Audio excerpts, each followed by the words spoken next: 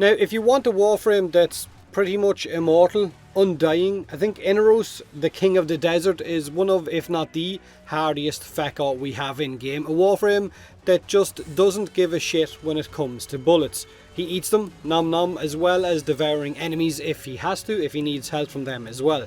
Now, I know I said Undying, and I know someone in the comment section is going to be saying, but what about Wukong? Forget Monkey Boy, this is all about Desert Boy. This is my Inaros against 20 level 155 corrupted heavy gunners, and I think it's fair to say that he is holding his own pretty damn well. Inaros is what he is. He is a self-sustaining tank with decent crowd control, multiple ways to heal himself, and sometimes others if it's not a selfish player. He is the go-to frame for a lot of players with covert lethality, one-shot kills.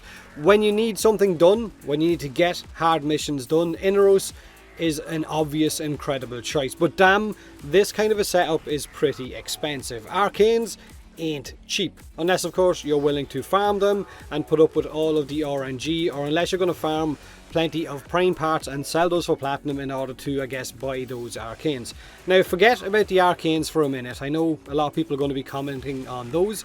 He doesn't really need them when running with a covert dagger setup or healing from his Scarab Swarm. Don't get me wrong, arcanes are a huge bonus with Inaros if you have them, but they're not really required for anything up to sorties or even a little bit beyond. They're just not. Unless of course you're going to go on a solo endurance run for a few hours. In that case they may very well be needed. Now Inaros, he was already insane with a double Arcane Grace setup before, but now with the introduction of the new Elite Alert mod adaptation, he is even harder to kill, as if he actually needed to be.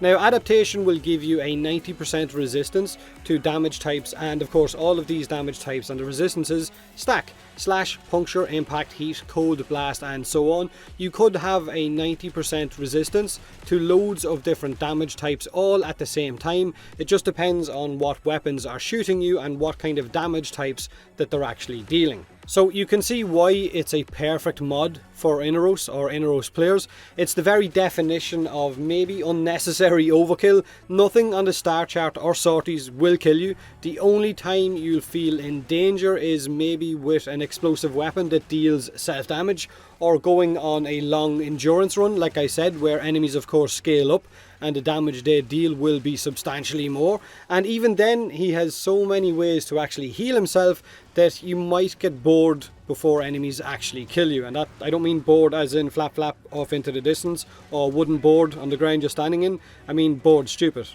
Fucking accents. While running with my Inaros on Mott for over an hour, even the shotgun Corpus guys in there didn't really scratch me. There weren't really any kind of an issue, so it goes to show you how tanky this setup actually is. Now for me, Inaros is a bit of a gunplay Warframe. He complements gunplay.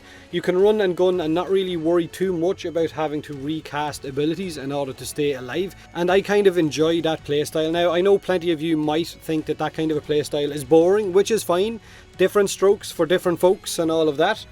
My playstyle isn't going to be the same as yours and vice versa. Now let me quickly just say that this whole Inaros setup that I'm running with in this video is not easily achieved for new players. It is expensive for those of you with no way of farming certain arcanes, and it's also pretty forma heavy as well because I have got a few Umbral mods on it.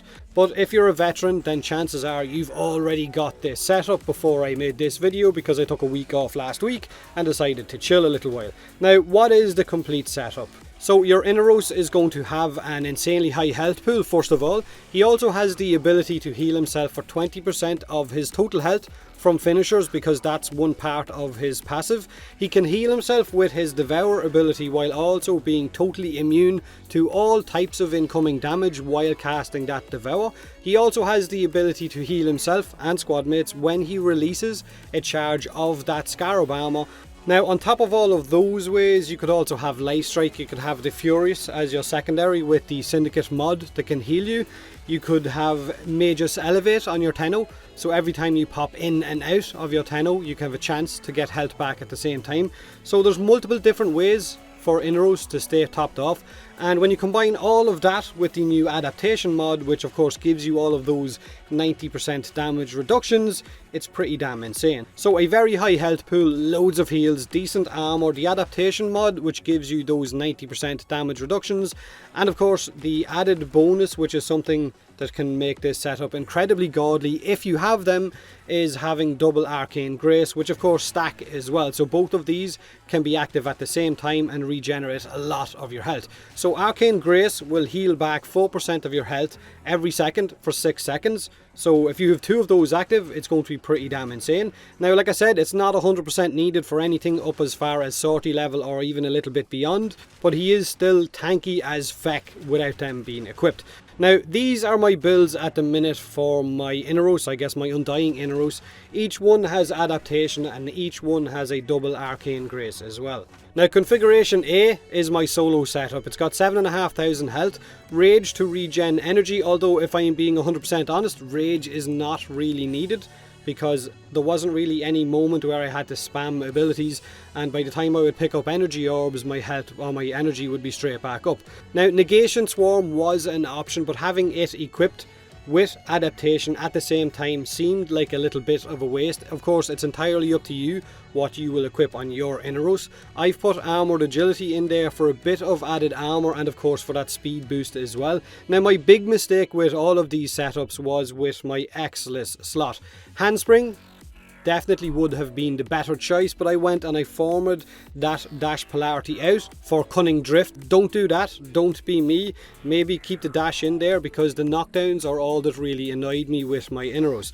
Now, config B is my squad setup, and I've added in the new power donation aura to give my teammates 30% more power strength at the cost of 30% for myself, so it's negative 30 for me. But since Inaros doesn't really need power strength, range is all he really needs, maybe a little bit of duration as well, so I decided to go with that. Now, config C is pure overkill, there's no other way to describe it. Nearly 9,000 health, and I couldn't really fit different mods on there without having to format my builds, which would totally mess up config A and config B, but damn, he is incredibly tanky. And if you bring a Kubro or Kavat with that amount of health, and of course you have that Medi mod on your Kubro or Kavat, then they're going to regenerate health incredibly fast at the same time. So he is really good. Like I said, if you're willing to try it out, if you've got what it takes with the arcanes and all of that, if you can get them or if you have them, then definitely try adaptation out on Inaros. Let me know what you think of it. If you do me a huge favour, hit that like button if you enjoyed the video, or don't if you didn't. Subscribe for more Warframe, and as always, thanks very much for watching. I fucking lisp there. Thanks very much.